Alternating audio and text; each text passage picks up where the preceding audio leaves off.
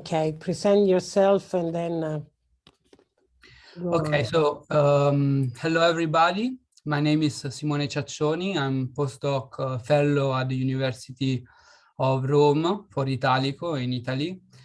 And my mentors are Caterina Pesce, who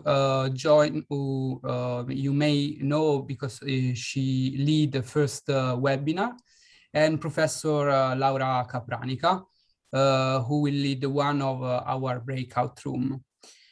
I'm going to share my screen now. Let's see. Okay. Great. Can you see it? Nice.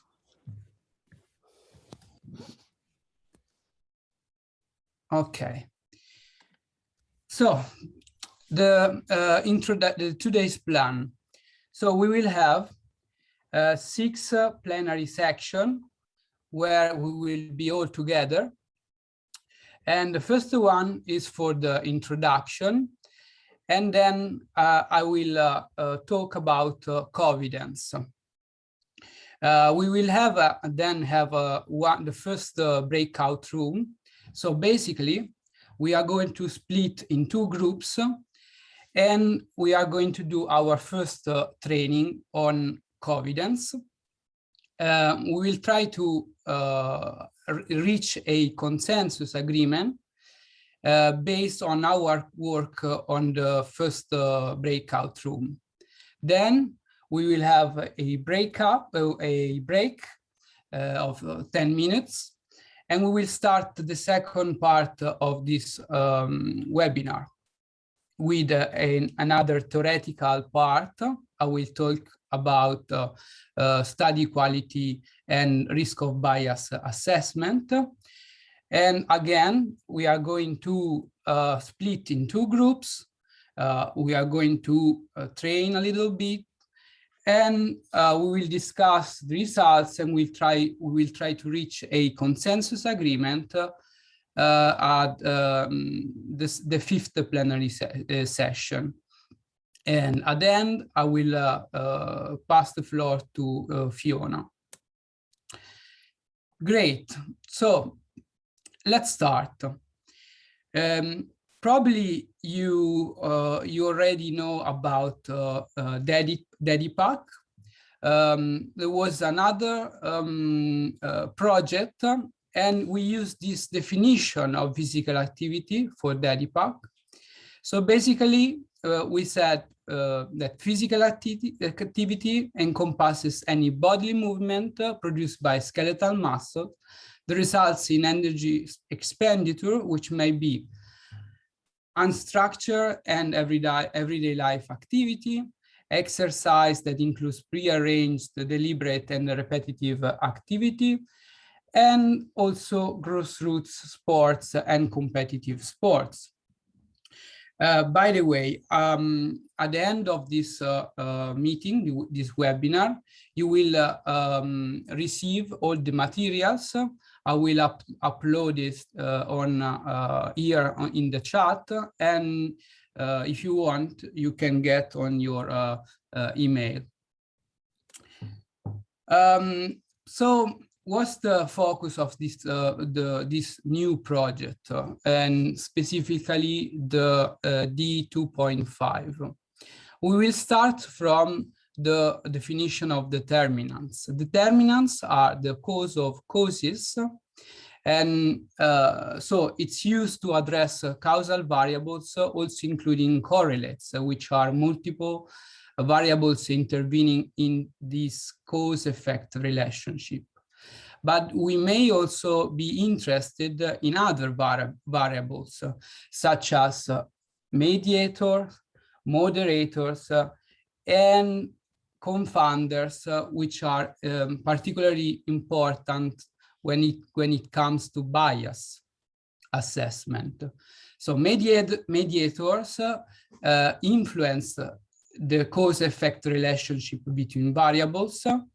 The moderators affect the strength of a relationship between variables, And the issue with the confounders is that they can distort the observed relationship. So the core group may decide also to focus on these variables. Before to start with the tutorial on Covidence, I want to recap just a few information about evidence and systematic literature reviews. First of all, you may know that not all the evidence are, let's say, created equal. And previously, it was developed a so-called evidence-based medicine pyramid, where you could find at the very basic low level of evidence, the in vitro research, all up to the systematic review and meta-analysis. And you also have here in the middle a certain amount of research, such as animal research, ideas, editorials, opinions, case reports, and so on. But then it was clearer that that's just a part of evidence. And we cannot just focus on quantitative data, but also other important data have to be taken account. For instance, qualitative data. And of course, as researchers and scientists, we are interested in the truth of evidence, but values and benefits are also important. So, of course, we may focus on effect of and testing, but we have to take into account also patient, practitioners, the public health. For the sake of this research, the core group decided to focus on 3 types of research design, which are the longitudinal cohort study, the randomized control trials, and the non-randomized control trials. I will talk about this, I will go more in depth in the second part of this webinar. Now, probably most of you know about reviews, systematic literature reviews. But just to recap, I want to focus a little bit on this flow chart. This is based on the PRISMA statement. And as you can see, there are 4 different phases, starting from the identification of data, papers in 1, 2, 3 different databases. So let's say you start the systematic literature review, and the core group or a dedicated team to this task decide to retrieve the paper from PubMed, Sport Discus, Google Scholar, EBSCOS, and so on. So from those database, you will get a certain amount of papers, right? For example, here in this review, we ended up with 7,408 papers. Then, since you, the core group searched in different databases, you could get duplicates. The same papers can appear in different databases. So you need to check for the duplicates and remove them. Also, you can retrieve paper from other sources. You can apply, for example, the snowball techniques, searching in the references of the papers you included. Now, when you remove the duplicates, you reach this phase, the screening phase. You are going to screen based on the title and abstract, the papers you retrieved. Of course, you are going to exclude a certain amount of paper based on your inclusion and exclusion criteria. And you will arrive at the eligibility phase. Here, you will screen the manuscripts, the full text of the articles, and again, you are going to exclude papers based on some reason. And at this phase, you are going to tell which reason. For example, here, this was a umbrella review, meaning a review of reviews. And here we excluded these papers because they were not systematic review or meta-analysis. Also, this paper concerned children and adolescents, so we excluded papers that were concerning adults and so on. So the last phase is the inclusion phase. You have to include a certain amount of papers, and you will, of course, discuss about your results and reach some conclusion. Now, let's start with our tutorial. Covidence. Covidence is a web app which allows to create and develop systematic literature review. These are the advantages and disadvantages. So if it's true that it's user-friendly, then it needs training. And that's why we are doing this webinar. You have a free trial, but of course, some cost applies, but you don't have to be scared about this because the core group will think about it. Some potential technical issues and missing functionalities may happen, but you also have a 24-hour, 7-day support from product experts. And I must say that I found very few problems during my experience with Covidence. According to Covidence, your review will be faster. So you will, we will save up to 71 hours per review. Sometimes Covidence is a little bit slow. So for example, you can have a median response time of approximately 10 seconds for every single page. So you have to wait a little bit, but that's not a big issue. All data are stored safely and automatically updated. And you don't need to download anything because this tool is fully online.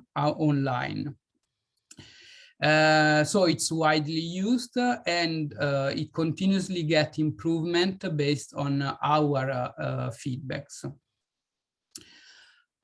Okay, so once we have the Covidence package, we can start, the core group can start creating a new review. Covidence will ask if you want to create a Cochrane review, but this is not the case. So when Covidence want you to put here, it's a name, but don't be worried because you can change your idea and you can change the name in a second moment. So when we have done, we click on Create Review, and we can start importing our references. So as I said, we can use several databases. So Covidence doesn't do it automatically. So we have to search and retrieve our papers. I mean, the core group have to search the paper on the different databases, and then we are going to import them. Covidence can import EndNote, XML file, RIS text formats, and so on. So once our search is done, we click on import, and we will have a certain amount of paper included for the first screening. And you will get this window. Now, as you can see here on the up left side of the windows, you have the name of your of our review. So this is just an example. You have your name, and if you click here, that's interesting, you can use a demo version. I suggest you to do it so you can do safely and without worrying that you are going to click something wrong or anything. So you, once you try your free trial, click here and use your demo version. Then here you have the settings, and I will explain soon which features Covidence present. At the end of our review, we can see a Prisma flowchart similar to the one I presented before. Here we can also import other files from databases, and you have the title and abstract screening section, the full text review section, and the extraction section. Once we have imported the paper, we click on continue, and we can begin the title and abstract screening. So you may know that usually a systematic literature review is done in duplicates, meaning that every single paper have to be screened and extracted by two reviewers. The two reviewers are going to do the same action, and they have to decide if they want to include it, if they want to exclude it, or they can also choose to click on maybe, and the paper will go to the next phase, and they can decide in a second moment. Now, if they both decide to include the paper, they will click on yes. And of course, they won't know what they are going to do each other's, because we don't want to be biased, right? So if they both click on yes, the paper will go to the next phase, which is the full text screening. If they both will click on no, the paper will go here in the irrelevant references section. But what's happened if one click on no and the other one click on yes? The paper will go to the resolve conflicts section here.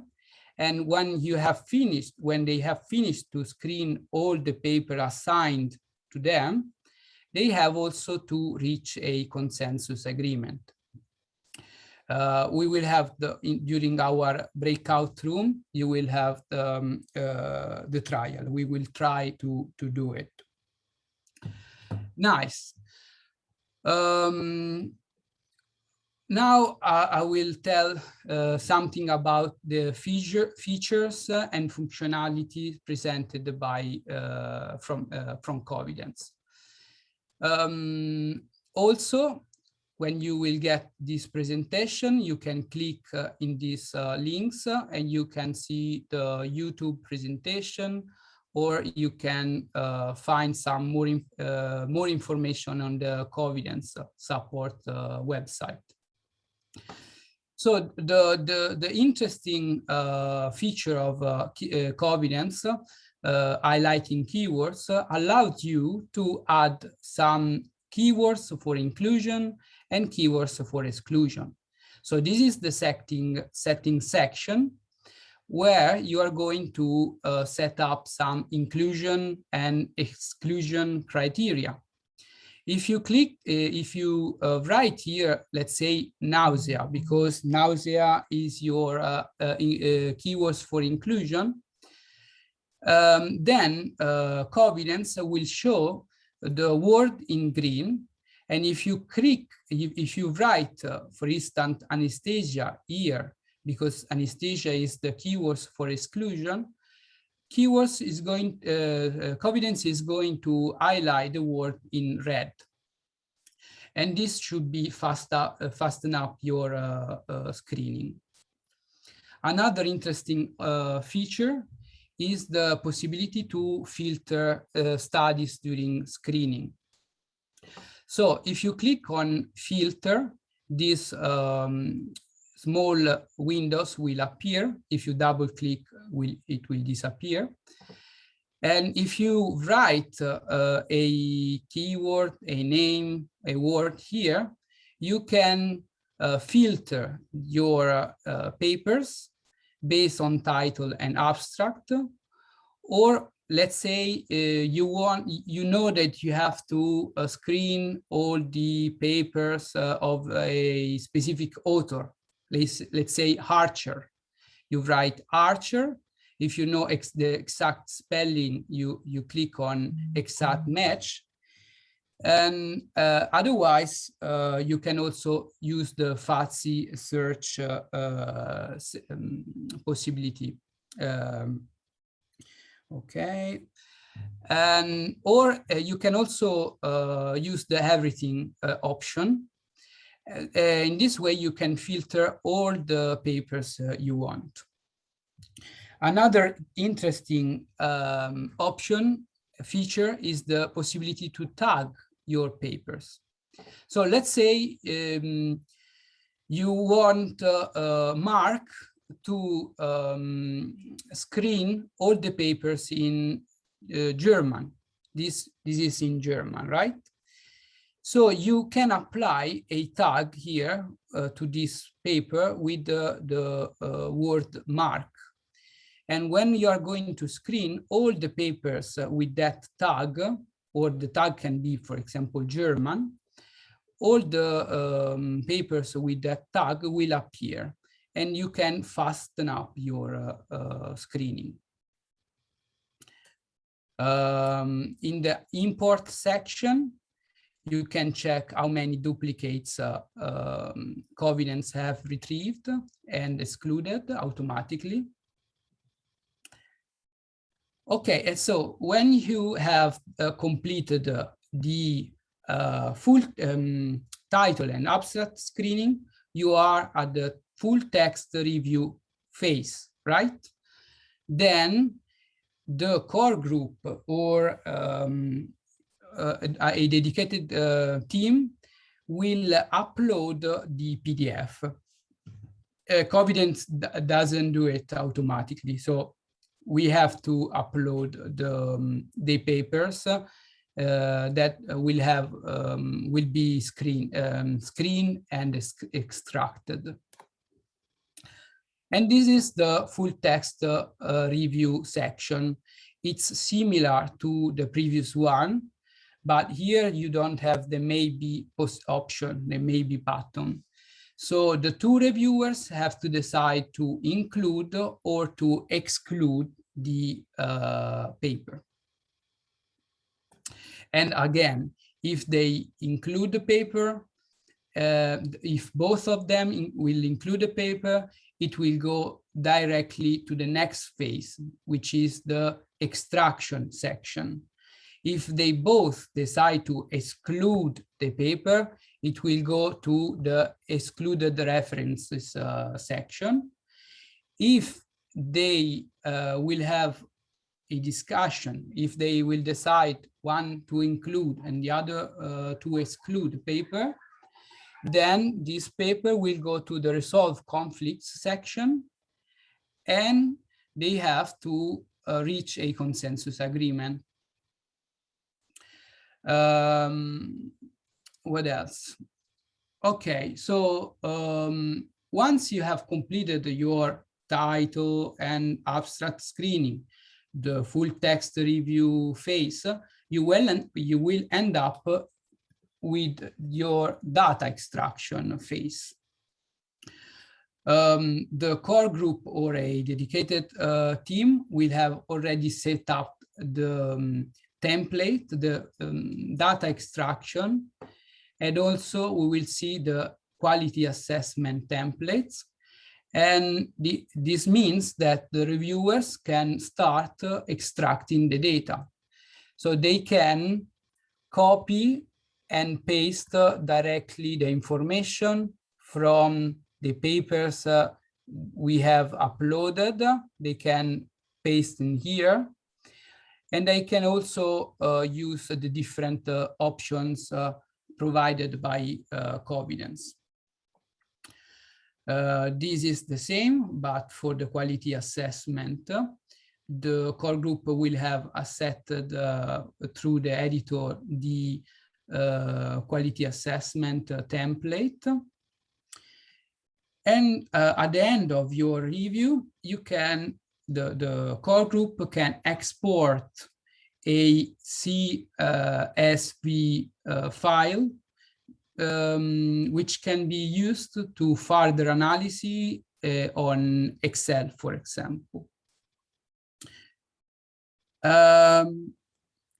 Okay, so here you have a link, and please use it to try your free trials. You just need a email address, basically.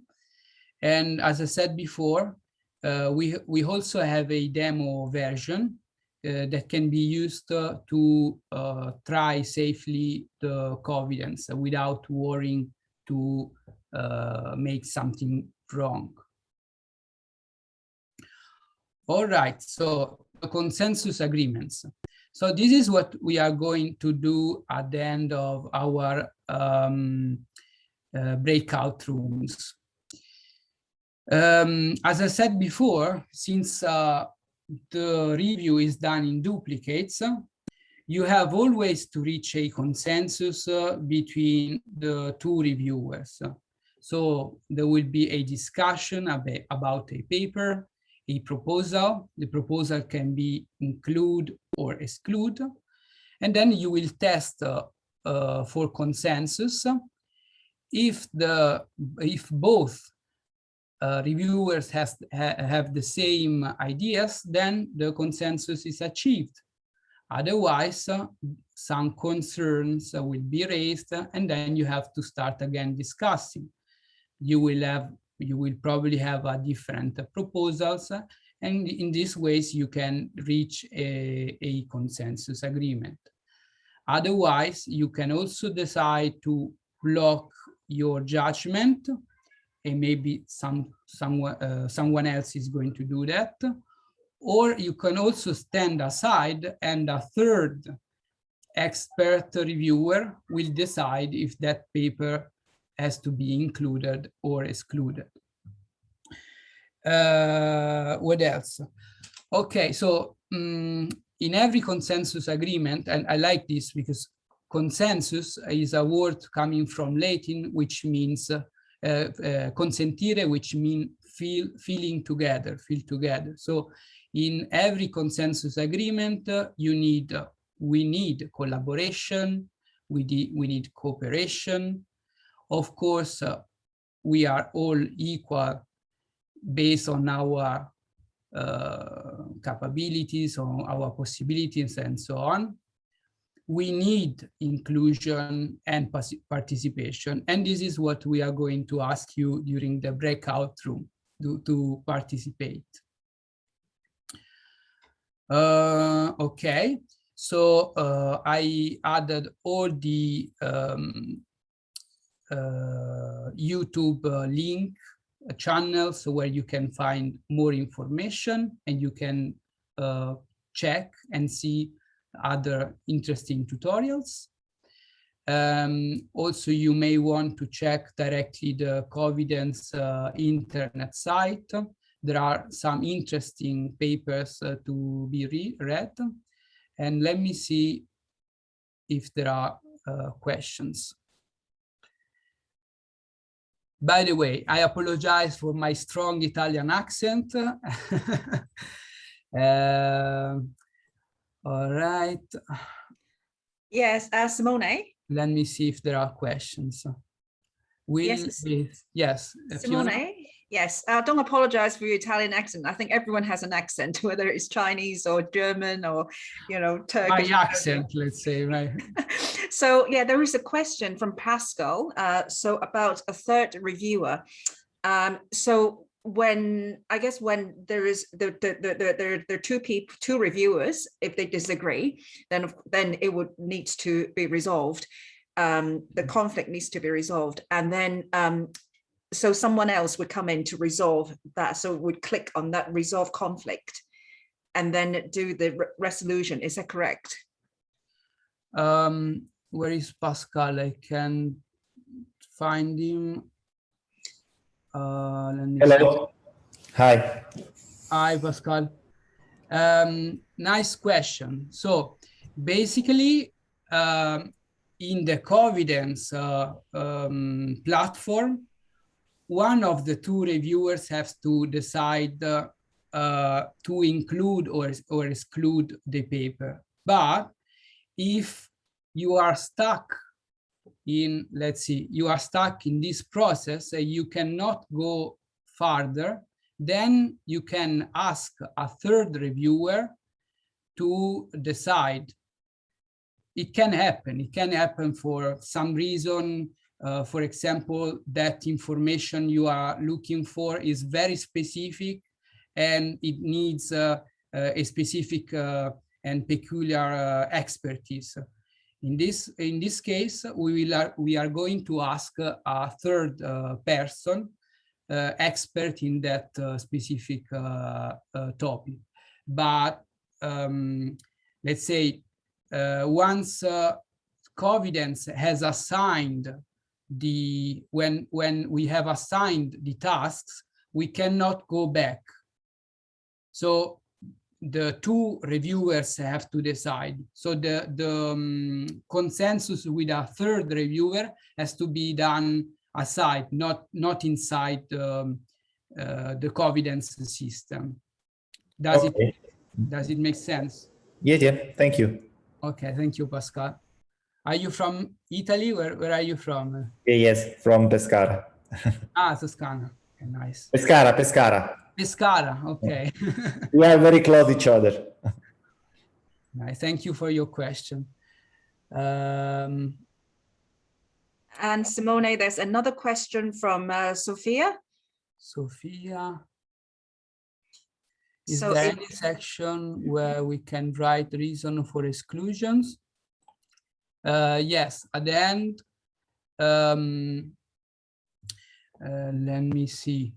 I'm going to show directly. Let me see if it works.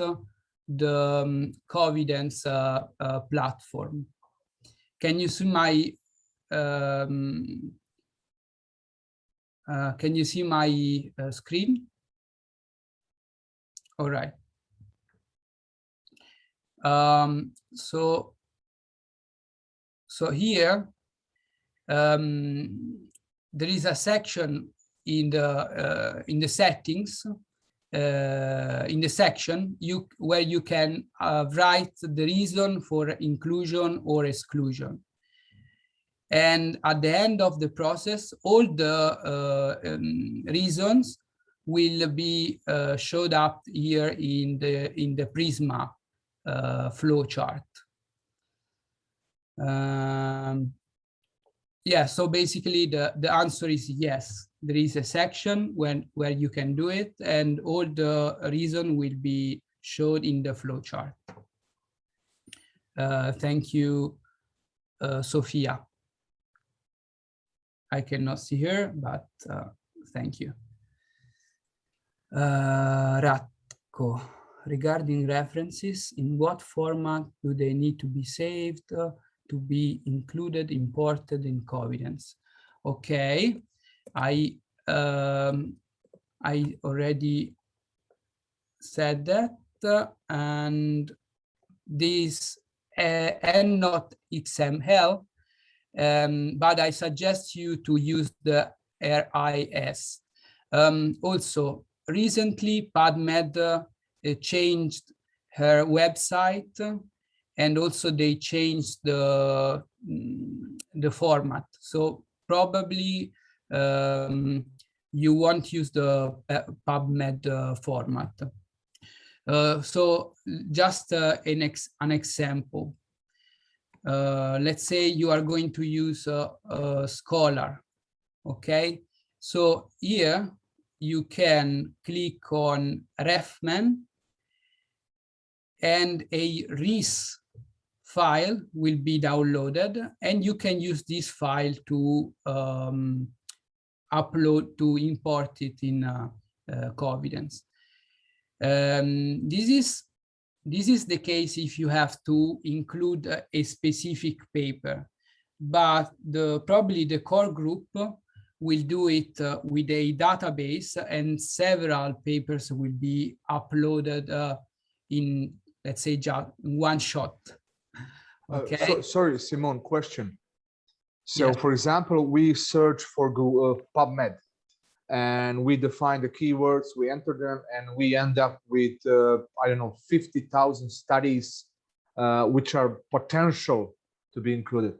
Does that mean I need to go manually through every single study, download it, and then add it to Covidence? No. No, you will, the system with PubMed, if I remember correctly, you have to forward or the package via email, but all the papers together. You don't have to insert every single papers singularly. Okay, so once you have done, the core group will have created a search list with several keywords and so on. And we will end up with 50,000 papers, and all these 50,000 papers will be imported in Covidence. You don't have to. Okay, so my job, my plan was to be involved in the screening. So you will give us already found studies so we can add them in Covidence, and then we can start by using Covidence to do the screening and everything else. Is that correctly? Yeah, maybe Okay. Ciaccioni can explain this Yes, more in depth, but if I can add one thing is the group will screen text after, but the first screening is on title and abstract. So the real upload of the file the papers will happen only when the full retrieved paper will be screened by text, by title and abstract. And this is, the upload is a duty of just one core group, not the single participant to the SLR. Okay, so if you got it correctly, you will give us all the files that need to be screened. Yes. Okay, thank you. And also the phase, whether it is at the title and abstract phase, and afterwards, the data extraction of the included ones. But this is a second phase of the search. yeah, so don't worry, Ratko. You don't have to insert every single. It will be a waste of time, of course. Yeah, that's what I meant. I mean, do I have to insert every single data individually in the software, or it goes some other way? But no. Yeah, sure. Thank you, Ratko, for the question and for making it clearer. Okay, so we are 3 minutes out our time schedule, so we have to go to the breakout room. and Fiona will bring you in your next breakout room. Yes, so now it should go automatically. I've assigned different people to either Simone's group or Laura's group. Okay, so, now hope that it works, fingers crossed. Only one person, because I think Strinker joined after this meeting has started, so I can't change the settings because it's already started, but we will see. Okay, but for most of you, you should be automatically assigned. Let's try.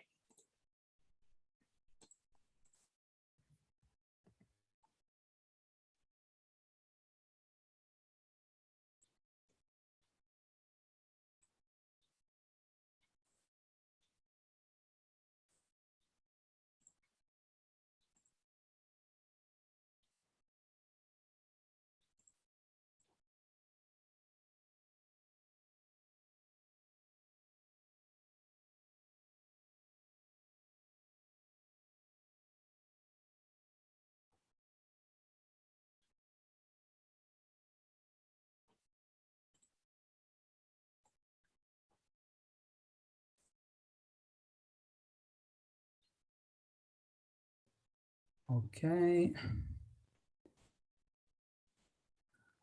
Everybody's going back.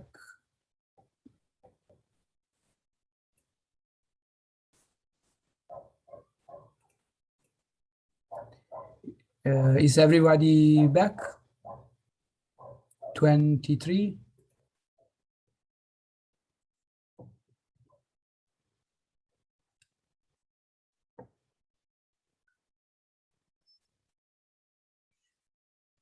Okay, if everybody is back, I can make a quick recap.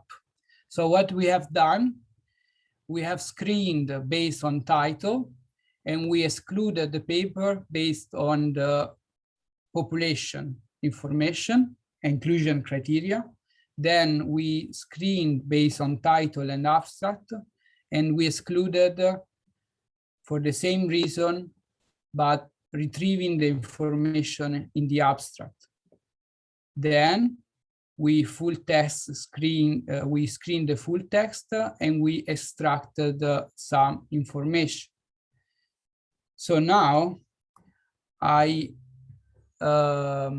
asked the reporter to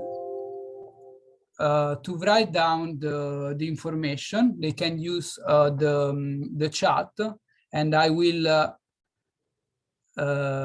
write here, and we can start our discussion.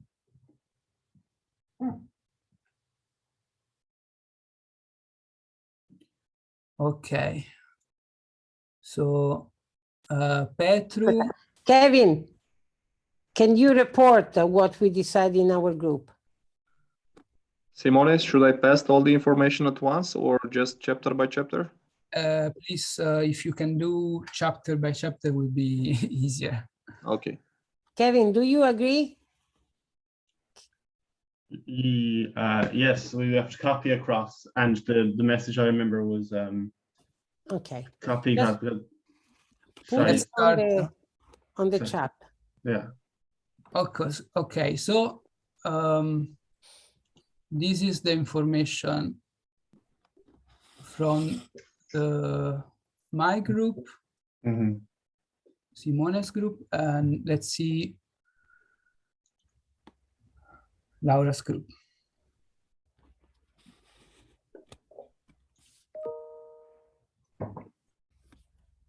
You can use the chat. I can write it then. Wait, Petru. Let's wait, Kevin, Okay. to Okay. copy paste the authors. Kevin, would you write or would you want me to write? I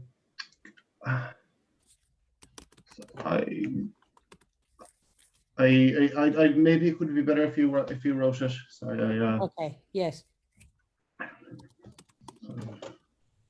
Yeah, don't worry. Just to see if there are any differences between the two.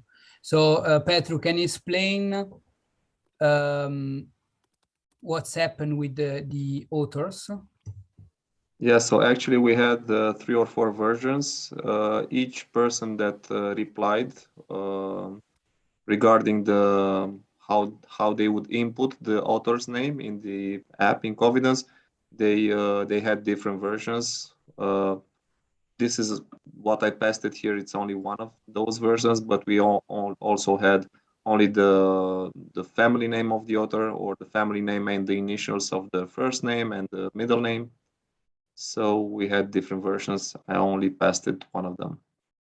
Great. And what's happened, Kevin, for your group? We decided that you should seek the formatting of the core group. So and then it was so we decided to go with like author's prime author's first name, and then the year. But if there, I think it was a letter if there was 2 of them. If there was more than one Garcia in a year. Okay. So as you can see, even for a very, very simple information, you can find differences. So of course, the core group will provide you with very specific and precise information. For instance, they won't just tell you, write it down the authors. They will ask you to write, I don't know, perhaps it can be just the first family name, et al., but you have to be sure to follow exactly the guideline provided by the core group, because if a big difference can happen for just one paper, you can imagine how messy it can be at the end if everyone is going to use his format. Okay, so let's go farther. Country. What about this? Here, what's happened, Petru? Yeah, we have had consensus. It's United States, but it was the information was extracted basically from the affiliations of the authors, not necessarily that we found this in the abstract where the study took place. So we basically reached this conclusion based on the affiliations of the authors, which is not the case necessarily, or is not something that should be used as a 100% valid information. Yes. And sometimes the study site cannot be found in the abstract, so you have to go to the full text. And what about Laura's group? What I'm going to write here. We decide to wait for the indication of the core group because could have been the, especially in multicentric studies, it's very difficult to write the country where the study was performed, or the countries of the authors. So we wait for the core group's indication. Maybe there could be 2 different ways of looking at these things. So we, and if it's still unclear, there will be a query to the core group asking for more specification. Okay, Mirko suggested, may it be better to write unclear, for instance. Okay, what about aim? Okay.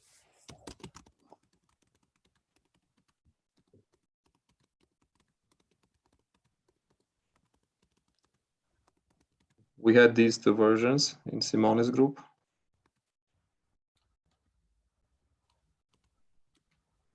Okay.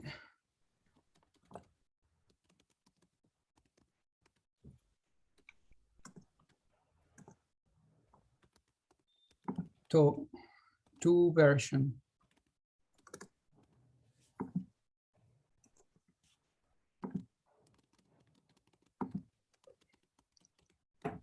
And what about we decide to cut and paste unless specific keywords or indication from the core group? Is this for the aim? Yes, because if we cut and paste, we were saying that if you cut and paste, it can be a very easy option for the task. But actually, then when the paper has to be all the data will be analyzed, will be very messy sometimes. So maybe the core group indicates some specific terms to be used in examples. So we are running out of times and we have to do a short break now. But the main point here is that you will receive specific and precise guidelines and from the core group, and please stick to them. Am I right, Fiona? Yes, yes. So later on, I'll briefly tell you what's going to happen next, and that would include what we're going to do as the core group to provide you with all the necessary information, where possible, to conduct data, all this procedure. Mm-hmm. Okay, so it's 11:27. We have 10 minutes break. Let's meet again here at 11:37. Okay? Just have a nice coffee, tea, or whatever. Okay, thank you. Soon. Can you see?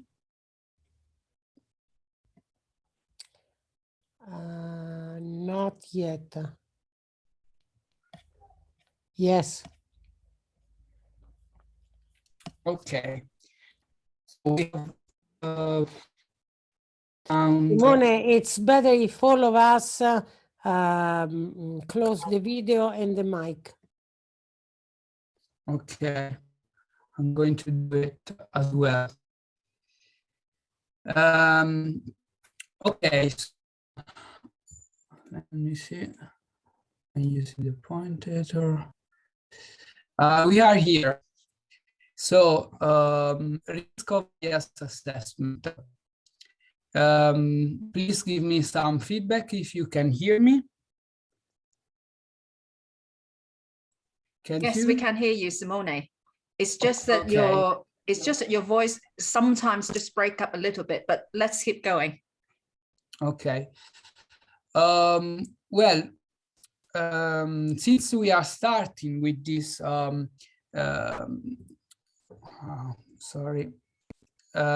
risk of bias assessment, I want you just to focus a little bit on study design, right? So when you first read a paper, you have to know which kind of study you are studying, exploring. And the first question you have to answer is, did investigators assign exposures? If your answer is yes, then that study design is an experimental one. Otherwise, you are reading an observation study, okay? Now, if the experimental study allocates the different randomly, then that kind of study is a randomized controlled trial. Otherwise, is a non-randomized controlled trial. I can't see you anymore, but I hope you are hearing me. So if this observational study presents a comparison group, then you have an analytical study. Otherwise, that's a descriptive one. For example, a keyword. And now, search the direction of exposure. Simone, Yes. Simone, I suggest you to go out and come back again, because I think it's a problem with Zoom at the moment. What do you think, Okay. Fiona? Yeah, you can try that. Yeah, Simone, Yeah. because your sound is breaking up. Yeah, try it again, Simone. Close, Okay. exit and enter.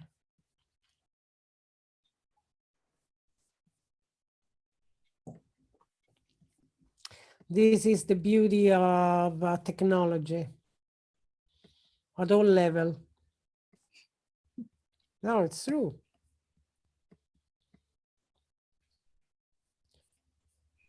I mean, in real life meeting, we can break up as well. Sometimes you just, you're totally lost in what you're talking about. And then trying to find your way in. Well, at least that was me. Oh, well, actually, I had the first experience of my presentation was with the overhead, and the light bulb exploded twice. So I had no overheads. Then we had the carousel with the slides, and they got stuck all the time. So now technology is nothing. Okay, Simone, go on. Hopefully it will work now. Yeah. So let me see. I was here. Okay. So just a quick recap. So you have experimental studies or observational one. If your observational study has a comparison group, then you have an analytical study, and you have to check the direction of exposure and outcomes. If the exposure follow in time the outcomes, then you are reading a cohort study. If you start from cohort and you go to exposure, then you have a case control study. If, like in a snapshot, in a photograph, you are analyzing exposure and outcome at the same times, then you are reading a cross-sectional study. I suggest you to read this paper, Grimm and Schulz, Lancet 2002, to go more in depth. Since the D2.5 core group decided to focus on longitudinal cohort studies, cross-sectional study, randomized control trials, and non-randomized control trials, I will give you more some information about these three type of studies. Now, a longitudinal cohort studies, as I told you before, starts from exposure, and it comes to forwarding times to outcome. So the investigators identify a group with an exposure of interest and another group or groups without the exposure. So let's make an example. So the investigators identify a group practicing basketball and another group of sedentary children not practicing anything. Then you are going to, the investigator then follow the exposure and then an exposure group forward in time to determine the outcomes.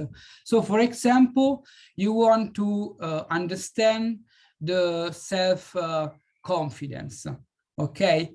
So you will have to examine the two groups at baseline, at T1 and at T2. And if you see the difference between the basketball group and the other one forward in time, so probably you can say that the exposed group has an increased possibility of the outcome. Okay, and you can do it with this longitudinal cohort study. Also, an advantage of this type of study is that the recall bias is less of a concern than, let's say, in comparison to cross-sectional studies or case reports, case control. The recall bias is that systematic error where participants have to remember information, and for example, in a cross-sectional study, this can determine a difference between one group and another one. Another advantage of a longitudinal cohort study is that it allows you to calculate true incidence rate, relative and attributable risks. So what are the disadvantages? First of all, is considered with a lower quality compared to RCTs and non-RCTs, randomized controlled trial and non-randomized controlled trials. Also, a longitudinal cohort study can be slow to yield results, and for this reason can be prohibitively expensive. And then let's see the non-randomized controlled trials. You can also see this writing, so non-RCTs. As I said before, this is an experimental study design because the investigators assigned the exposures. And in this type of RCT, the participants are not assigned, or you can also say allocated by chance to to different intervention, for example, treatment groups, but it can happen either that the participants may choose which group they want to be in, or the participants may be assigned to groups by researchers. So this is the one of these two cases. The advantages are that the use of a concurrent control group and uniform ascertainment of outcomes for both groups. So this is good. But differently from a RCTs, a non-randomized controlled trials can occur in a selection bias. You are going to, you can select a group because you already know that that group has that specific characteristics, and this can create a selection bias. So what's the difference with the randomized controlled trials then? Well, the RCTs presently are the only known way to avoid selection and confounding biases in clinical research. And this is because the assignment of participants to the exposures is done poorly by the play of chance. And this is what is called randomization, okay? The randomization reduces the likelihood, the possibility of bias in determination of outcome. And this is what is called the selection bias.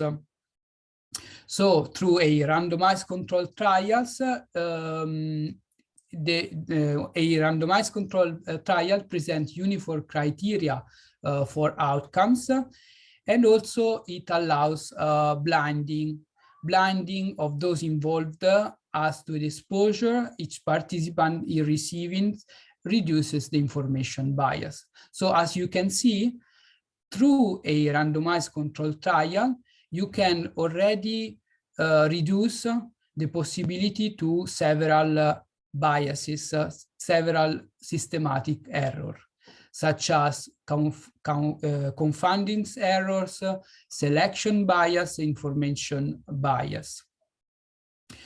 An advantage is that RCTs tend to be statistically more efficient, and they are very strong when it comes to internal validity. In other words, RCTs measure what they set out to measure. And this is, of course, a strength of this type of study design. What are the disadvantages? Sorry, the disadvantages can be that the external validity is weaker.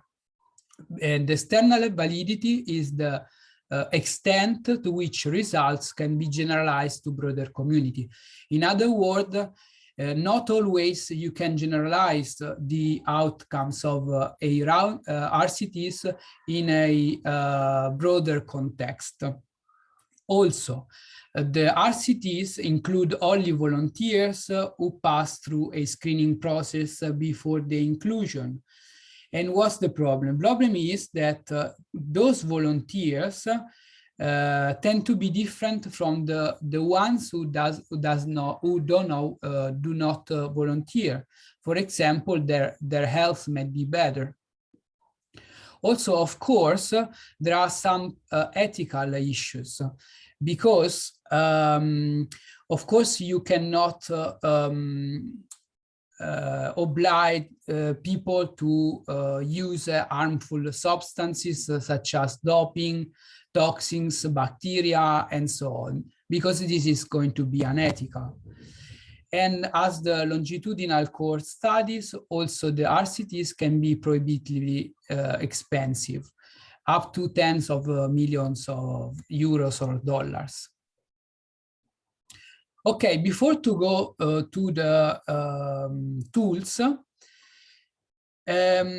I want just to point out that several task forces or structures developed some rating for determine the quality of evidence. So here, for example, the US Preventive Services Task Force developed this rating based on quality of evidence and strength of recommendation. So the qualities of the lower quality of evidence for these ratings comes from opinion of respected authorities. You can use this type of data, you can find this type of data, but of course they present a lower quality of evidence respect of properly designed randomized controlled trials. Similarly, here you have strengths of recommendation based on good evidence against intervention and up to good evidence to support the intervention. And this is another example. Starting from expert opinion up to systematic review of RCTs presenting homogeneity.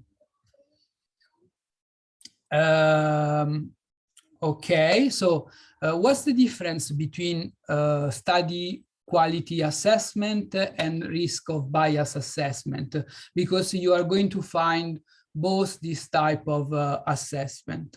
Well, in the literature, these terms are used interchangeably, but basically an assessment tool such as the one we are checking just in a few minutes, they are a set of methodological safeguard items telling you if there are some systematic error or not. So the quality assessment is the evaluation of internal validity that I explained you before. And you can then evaluate, you can examine the potential reliability of evidence generated within a study and protect against systematic error. So the difference between quality assessment and risk of bias assessment is that the risk of bias assessment tool presents an additional empirical construct regarding how non-implementation of safeguards may be possibly have impacted the results. So I'm sorry if I'm reading this, but these are very specific explanation, description. So finally, you can get high or low risk of bias or low or high quality of studies. You cannot stratify studies based on the judgment coming from quality assessment or risk of bias assessment, because you will induce another selection bias. Okay, so let's see an example.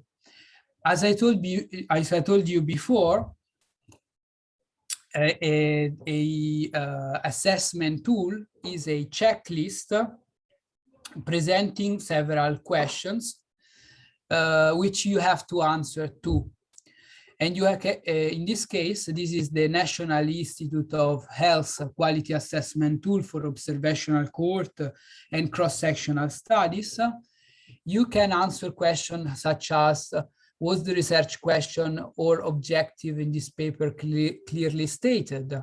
And you have to answer yes or no, or you can also answer cannot determine, not reported or not answered. So you are going to read the question, you are going to answer, to look for the information in the paper in order to answer with a yes, a no, or with one of this way.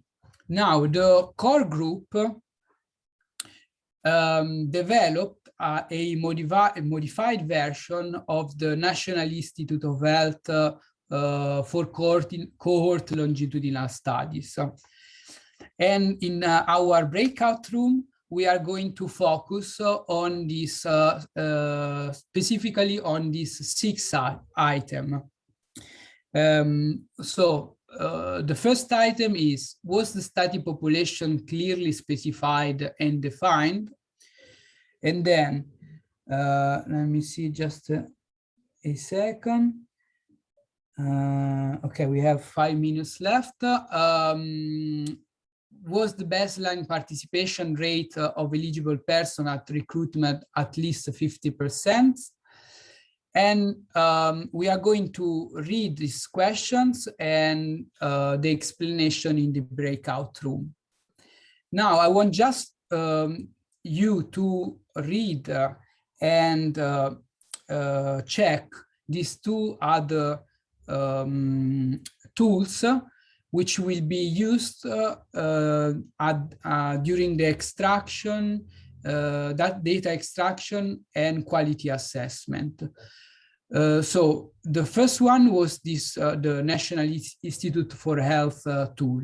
And then we have other two tools, which are the Robbins I and the Cochrane ROB 2.0. So this is not Robbins 1, because this is Robbins I, and the I stand for intervention. Robbins stands for risk of bias in non-randomized studies of intervention. You have a protocol stage where you have to write the participant, the information related to participant and experimental intervention, comparator, and outcomes. Also, you have to define the confounding domains and list co-intervention if those are present. You have a second stage where you have to imagine. So this type of study is a non-randomized control trial, but you have to imagine your study to be randomized, and you have to answer this question: is that study will be an individually randomized, a cluster randomized, or a matched, a crossover? And also you have to answer if the aim of the study is to assess the effect of assignment to intervention, or to assess the effect of starting and adding to intervention. Also, another important thing is to make some preliminary consideration on confounders. So you have to state if that study present confounding domains. And these are the type of bias you are going to find in the Robbins I. So the first two biases, systematic errors, appears in the intervention, in the pre-intervention phase. And these types are due to confounding or in selection of participants into the study. Then you can have this type of bias due in classification of intervention at intervention phase. And there are other 5 types of biases in the post-intervention phase. And those are due to deviation from intended intervention, due to missing data, in measurement of outcomes, in selection of the reported result, and also Robbins I allows you to check for overall bias. You have to be careful because sometimes the same domain of bias in some studies is reported with the same name. For example, confounding are also called selection bias, and this is the case also for the selection of participants and for the missing data. So this is a problem with the terminology. Here you can find the specific definition for every single bias. And for example, confoundings is when one or more prognostic variable, meaning the factors that can predict the outcome of interest, also predict the intervention received at baseline. So basically, you cannot say if that exposure determines the outcome if the outcome is determined by other variables, the confounders, and so on. So you need to read the explanation related to every single domain. And I reported the explanation for every single domain of bias. This is an example of the tool, what you are going to find. You have the question, such as, is there potential for confounding of the effects of intervention in the study? And you can answer either yes, probably no, or no. And this is the tool that brings you to the next level, to the next question. So if your answer was no or probably no, then you are going to answer to that. So the study can be considered to be at low risk of bias due to the confounding and non-further signaling question need to be considered. Otherwise, you have to go to answer other question, okay? Concerning Cochrane ROB 2.0, you have just 5 domains of bias. This is different from Robbins I, because of course, in the RCTs, you have the randomization process. Also, the other domains are due to deviation from intended intervention, due to missing outcome data, in measurement of the outcome, in selection of the reported results. And the response options can be yes, probably no, no, and no information. At the end, you will have a judgment, overall judgment, and this judgment can be low risk of bias, some concerns, or high risk of bias. And for example, some concerns, the judgment of some concern is when at least one domain for these results present concern, but not to be at high risk of bias for any domain. And this is how is presented ROB 2.0.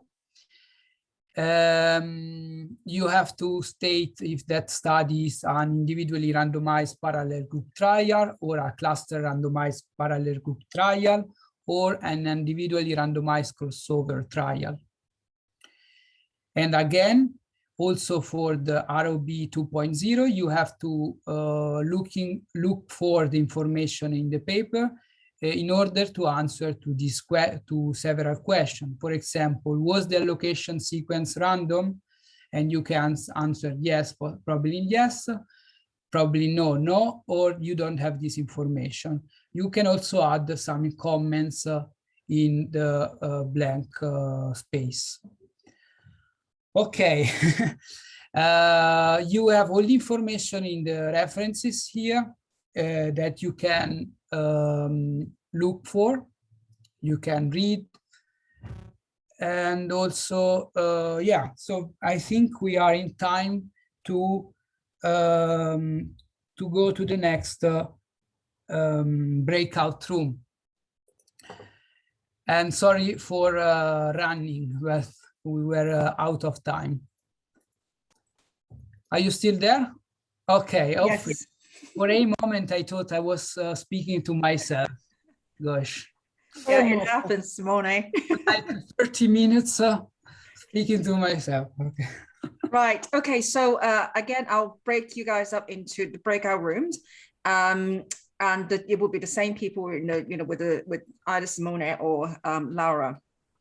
Okay. So let me see.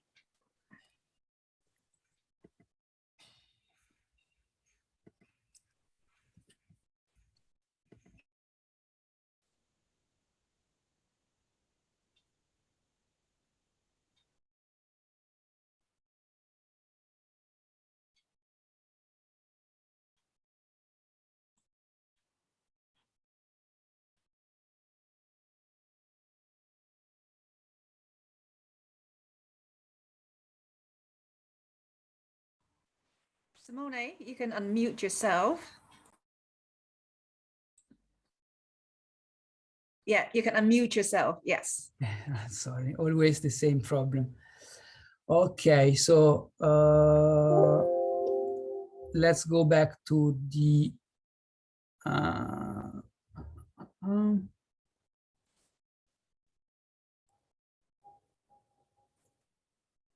okay, so is everyone here? Okay, I can see Pascal. Ciao, Pascal. And I think everyone is in the main room now. I don't know, I see just 20 people. Is it correct? Yes, I think you can go ahead. I don't see Laura here, but let's keep going just to keep the time. Okay, so let's go to our consensus agreement. You had to answer with a yes, a no, a cannot determine, or not applicable, and a. What say you? What did you say? Petru, concerning the population, what did we write?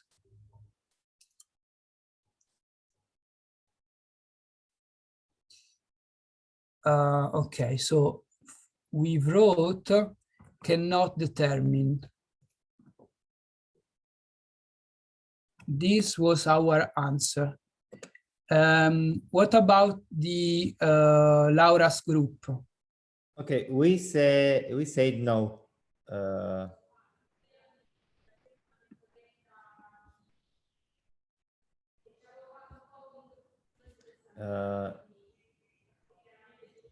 Okay, in our opinion, it was not clearly defined in the paper. Then the answer was no. Okay, I think Simone is frozen. Okay. But yeah, how about yeah, I'll just supplement why our group thought that is can't decide, or maybe actually maybe Petru, you have been a very great assistant. Could you elaborate on our decision, please? Yes, thank you, Fiona. So yes, I think basically we had different opinions from could not determine to no also. but we discussed that this being a sub-study extracted from a bigger, let's say, cross-sectional study, sometimes it is a good idea, or it's something that is being done, that you try to look in other publications related to the same study to see if you can extract demographics of the study sample from those other publications. So this is why we didn't say that, okay, from this specific publication we cannot determine, but given that it is mentioned in the method section that this cohort is derived from a cross-sectional bigger study, we decided, let's say, to take a look at the publication that describes the cross-sectional study and see if we can extract data about the study sample from that publication. I think I hope I summarized correctly what we discussed. Yes, yes, thanks, Petru. So what especially the core group's experience was that, especially with cohort studies, because sometimes they track the same cohort for X number of years. So you would probably expect them to have a few publications. And very often when they have the later publications would reference or cite earlier publications with all the information that you want with participants, etc. So with cohort studies, it's more likely than not, then you might need to track back to previous related cohort studies. I'm sorry, is very it's so good. I don't know. Fiona, you are going. Simone, you have to go back and restart. I did it. Yeah. But meantime, Fiona, in this case, prior to start your investigation through studies, and maybe are not the same subjects, it can be very self-determined more than evidence-determined sometimes. I would ask the author in case to be pretty sure. Sure. I mean, it's Laura, it's true. And if we track back the previous studies, related cohort studies, and we still can't find the information, then the next stage is to contact the authors. That's what we planned to do. I saw that Mirko earlier had his hand up. Do you have a question, Mirko? Yeah, so if we have to track previous publications and contact authors, it will really boost the amount of work we have to do. And I'm not sure if it's feasible if we have a many number of studies to extract and judge.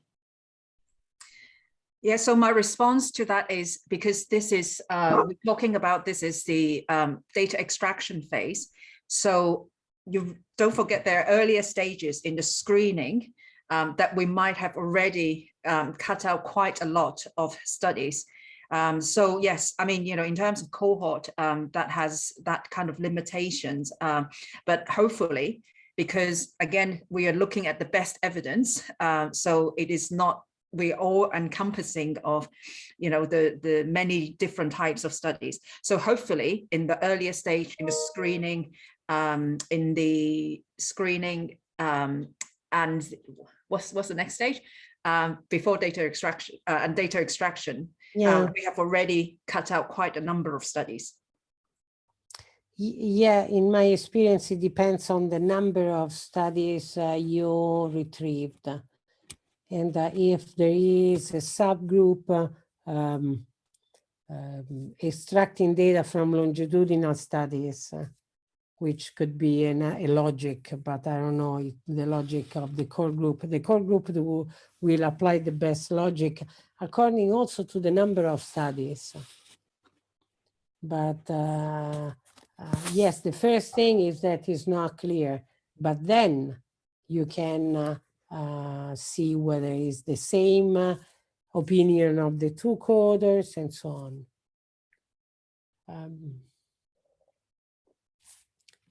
Okay, I think Simone is coming back, or he's lost. No, Simone is back. Simone.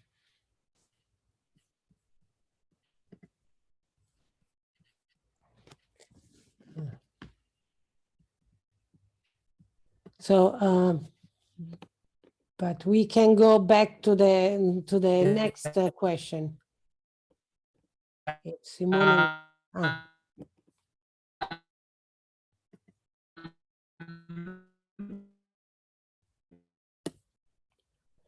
Okay, let's go to the other question, and then see whether there is a consensus between the groups. I closed it, but I can open it again.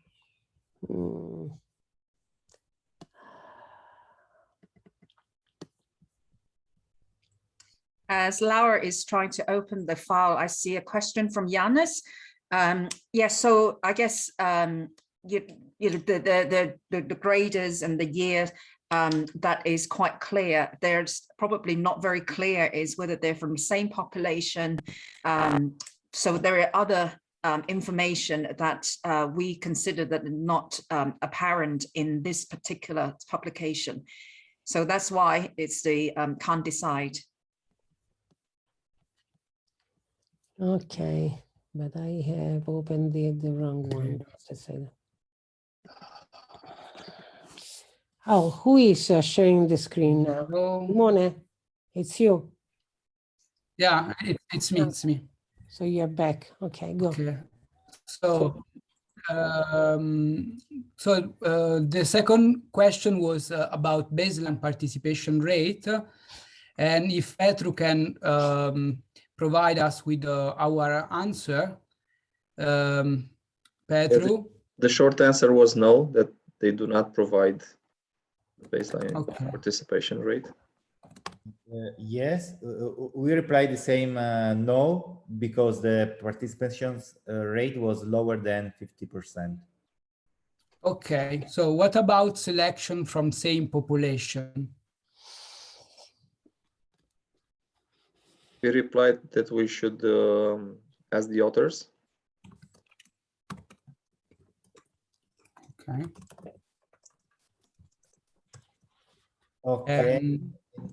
In our opinion, was not clear. Then the options were to read the bigger cross-sectional study, or to contact the author.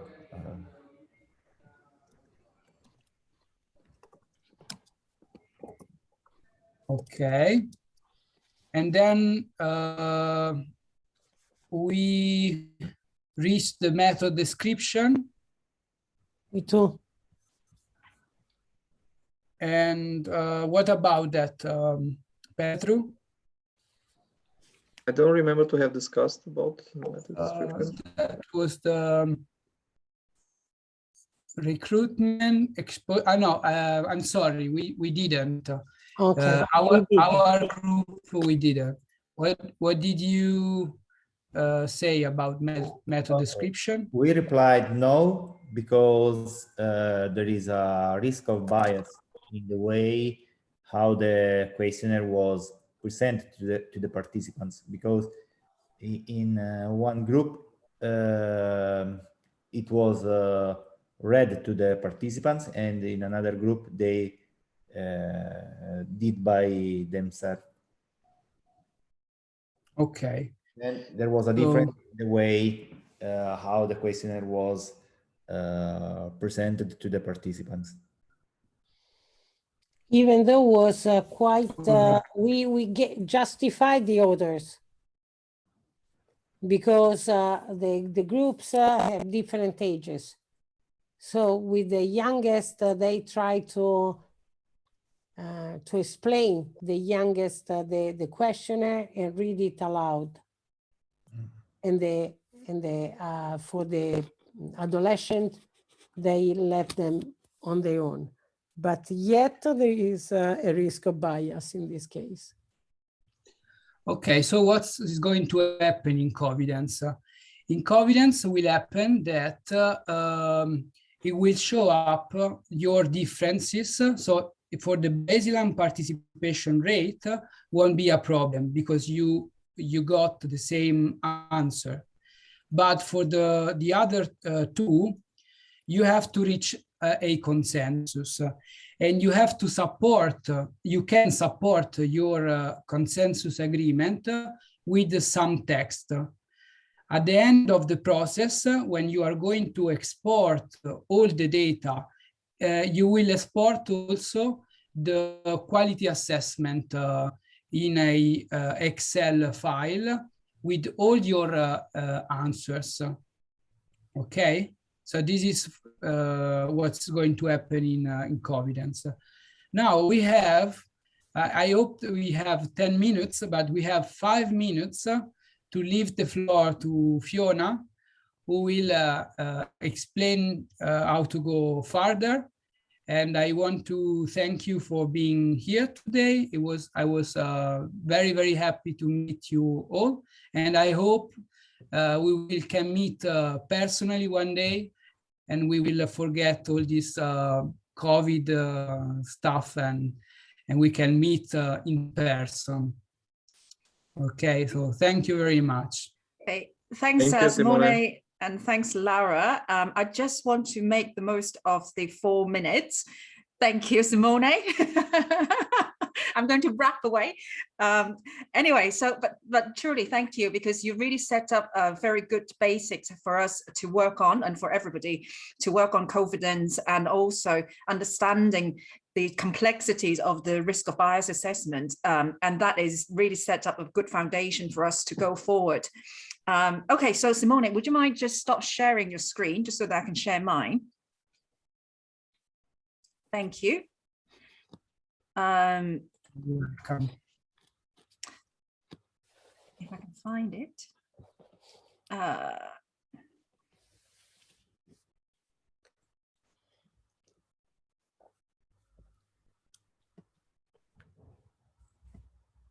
Oops. Okay. Thank you, everybody, for the messages. You are very kind. Now I can't find my Okay. file. Did you open your presentation, Fiona? No, not yet, because No, I can't. you have to open your presentation. Oops, because I can't find it. Yeah. Oh. Now you. No, it is not the right one though. No, you Right, have okay. to find your presentation. Advanced. Hold on a second. Maybe I just need to. And then select from your desktop. Yeah, for when it's some open. reason. Don't panic, because this is a human being. We have been experiencing the last 2 years. No, I every thought I was a lecture. goddess. And nothing could go wrong with me. Excuse me, guys. Don't worry.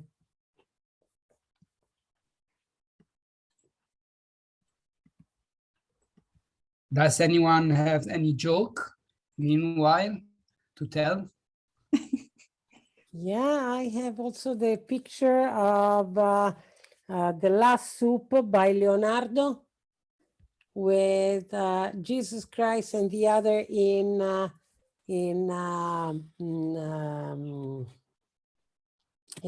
Zoom, and saying, "Can you see me? Do you hear me?" And then it was No one can do that. Okay, Fiona. I know, sorry. For some reason I can't find Can I it. suggest something? But your presentation is the same of Simone. No, it's not. Ah, okay, okay. Yeah. Otherwise, Hold on. Let me try another the way. next step. Let me try another way. And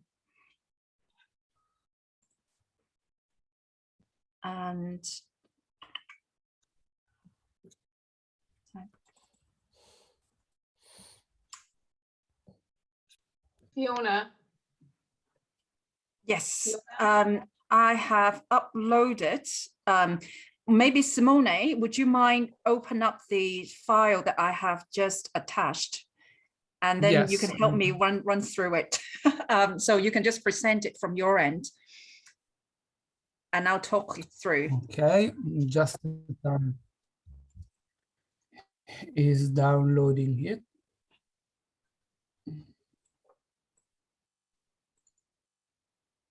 Oh, no, I can find it now. Even though it's a very small file, a PDF, I guess. It's Yes, I can taking- find it. Oh, Is that okay? Can yes, everybody see? we can see it. Thank you. Okay.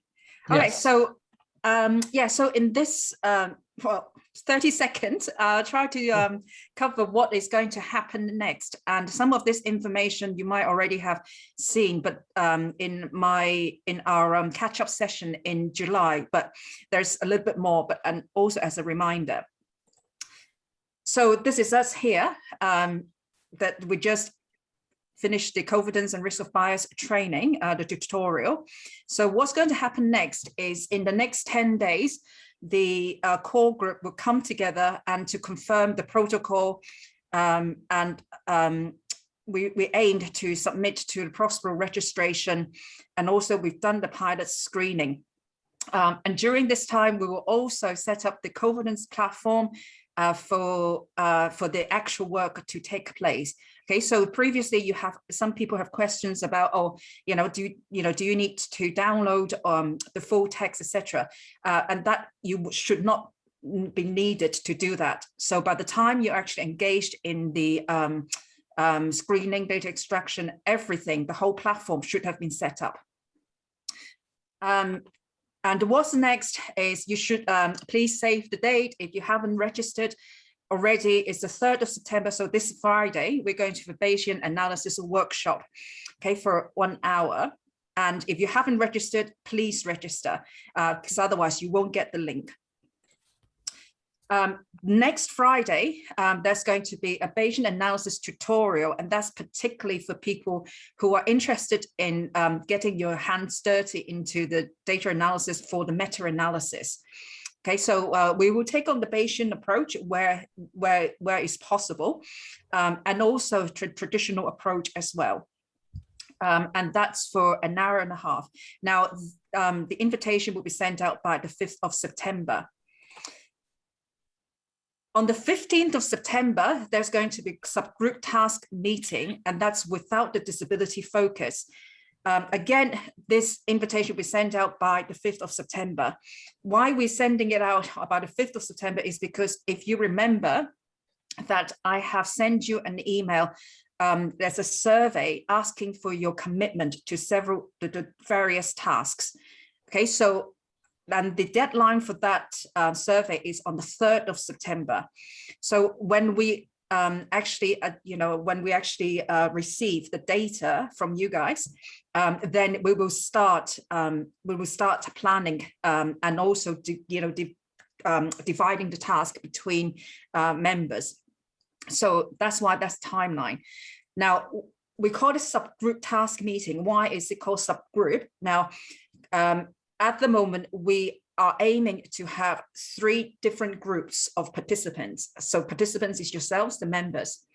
So one group will focus on RCTs, one group will focus on CTs, so control trials, and one group will focus on longitudinal cohort or surveillance studies. Why we divide into 3 groups is because in this subgroup task meeting, we plan to spend the first half hour, everyone together, and we'll talk about the Covidence platform that has been set up for 2.5 in details. Okay, so we will have the instructions in place already, but we will go through step by step, okay? And then for the rest of the hour, the subgroups, so I mentioned there's 3 subgroups, we will split people up into the 3 subgroups. Each subgroup will only go through 1 risk of bias tools. Okay, so if you're assigned to do randomized control trials, then you would only be using ROP2. Okay, same thing for Robin's-Eye, same thing for NIH. That's why it is incredibly important that if you have not completed the survey, that please do complete the survey, just so that we know that you are interested in contributing to screening, etc. Okay, and also thank you guys that if you remember, when you register for Covidence, I've also asked you what risk of bias tools that you've used. So I'll try to, if let's say if you've used a ROP2 before, then I'll try to assign you to the randomized controlled trial, just so that you don't have to relearn the whole thing. Okay. Now, another subgroup task meeting it will be led by Kwok and Rako, and there will be a disability focus. Okay. Now, if you are interested in disability focus, please also attend the 15th of September. Now, Kwok has gone off to do some interviews, so I was hoping that he would explain a little bit more, but let's say, if you're interested in disability focus, you have indicated in the survey that I sent out previously, then please save the date and attend that meeting. So from the 15th September onwards until November, that's the target, is we will conduct the screening, data extraction, risk of assessment, risk of bias assessment. And lastly, like I previously explained, that we will still aim to do the cross-checking of the data extracted. Now, however, this depends on the timing. If we have time, if we manage to complete the screening, data extraction, risk of bias assessment that by the November, then we will conduct the cross-checking. But if not, then the above activities will keep going until January 2022. Okay, so a bit of housekeeping. Please respond to email requests with regards to the Bayesian workshop invite, and that was sent on the 26th of July. Also, it's incredibly important, imperative that you will indicate your commitment to the task survey, and that was sent on the 16th of August. Now, email Rhoda, our very lovely and very dedicated DPAS admin support. Rhoda, so you're going to send an email. So can you just briefly tell people why this email is important? Hi, everybody. Can you hear me, Fiona? Yes. So I need to, for those of you who don't know me, I'm, as Fiona said, I'm giving the grant support. And as part of that, we need to formally recognize this event for the training school. So because everybody was on holidays, I haven't sent out an official email from ECOS to invite you to the event that you have just attended. So I will send an invite from ECOS about this event that you've just attended, and I would like you to accept the invite, even though the training has already taken place. Now, if you haven't set up an ECOS profile yet, it's a very quick process, like just 5 quick steps. And then I will be able to find you and send you the official invite. So it's simply just receive the email from ECOS and accept the invite, even though you have attended the training. Okay, so I hope that's clear for everybody. And then for the other subsequent events, I will try to get the invite out to you before the event has happened. Okay, thank you, Rhoda. Okay. Thank you. Okay, so the next thing to bear in mind, put in the diary, is there's a Bayesian analysis tutorial that is next Friday, and the subgroup task workshops on the 15th and the 16th that I mentioned earlier. Okay, all of these invites will be sent by the 5th of September. And lastly, the feedback for D2.5 protocol paper with children and adolescents focus by late September. Now, why late September is because there are some restrictions on certain journals.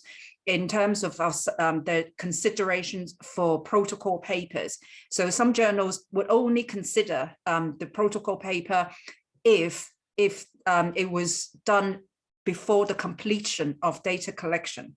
Okay, so that's why that we planned to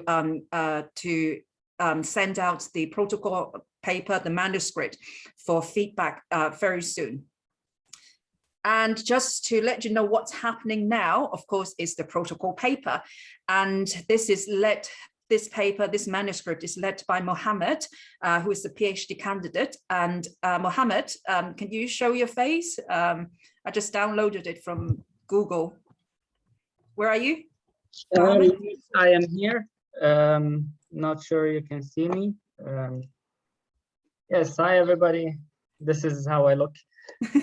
Yeah, there we go. So he's not a fake person there. Thanks, Mohammed. So the working title is that you can see at the bottom. I won't read it out. And you should have, I think all of you here should have received an email about your inclusion as a co-author, as you have indicated your interest in contributing to D2.5, and also you should have read the publication policies and publication rules as for you to be included. So, so far, I think the core group board, so the chairs of DPAS, Laura, Kiron, etc., have approved that proposal for publication. So this is what you expect to come your way, is the manuscript in your inbox. Okay, so thank you very much, and sorry for overrunning for 11 minutes. And do you have any questions or comments, I'll ask it now, or I'll stay behind for another 10 minutes or so if you do have questions. But if not, thank you for attending, and yeah, so look forward to working with you and see you on Friday if you have already registered for the Bayesian workshop. Thank you, Fiona. I will send PDF. Okay, Simone will send the PDF. He's saying this. I don't know whether he is attaching the PDF of his presentation and the way and the breakout room in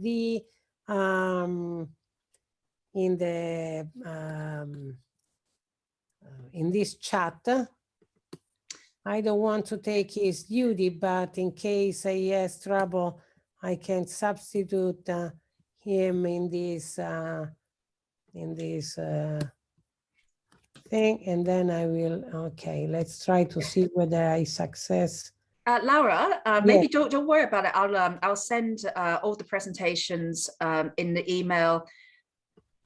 And okay. Rhoda, do we get to upload the presentations on the DPAS website?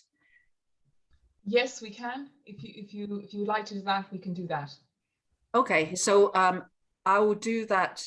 So through the members login, that one, isn't it? Yeah, I can talk to you offline about that as well, Fiona. If you want, we can have a look at where you might want it on the website, whether you want it just, available for members only, or you want to have it a little bit more, on the face of the website. But we can talk about that offline and find the best approach. Great, thank you. But I'll definitely send out to all the people, all the D2.5 members interested in children and adolescents focus by email. Can I ask you one thing, Fiona? Yeah. Is more on the pass on the work group 2 in general. Are you using the same keyword apart from the population with the adults and the older individuals too? Yeah, I think that there will be some, of course, some differences. And say, for example, because for the children adolescents, because there is now a disability focus. So there are two sets of work here. The one group is with disability and a group without disability. Now, however, the protocol would be similar between the two. We're just not very specific about the clinical population. But Okay. but when it comes out in terms of the manuscript and publications, that will be distinct. However, with the older adults and the adults, I don't think that it would do it justice to exclude the clinical population, because then you just exclude millions. Oh, I know. of studies. I know. No, but I was just wondering whether the core keywords will be shared between work groups, so that the overall picture has some coherence, a red thread going through. Yeah, we will share all the information once we have confirmed the protocol. Yeah. Okay. Perfect, perfect. No, that would be very good. Okay, great. Yeah. Very well done, I think. I hope. So thank you, you two as well, Simone and Laura. Thanks for doing all the work. I know it's always a bit of a rush, especially sometimes with the timing when you're online. Sometimes, there's technical issues and all the rest of it. But I think we have. We managed. Yes. Also with good drinks. We managed. Okay. Okay, I moved in another room because finally the maid arrived. But I think the webinar was nice, and it was very nice to meet you guys.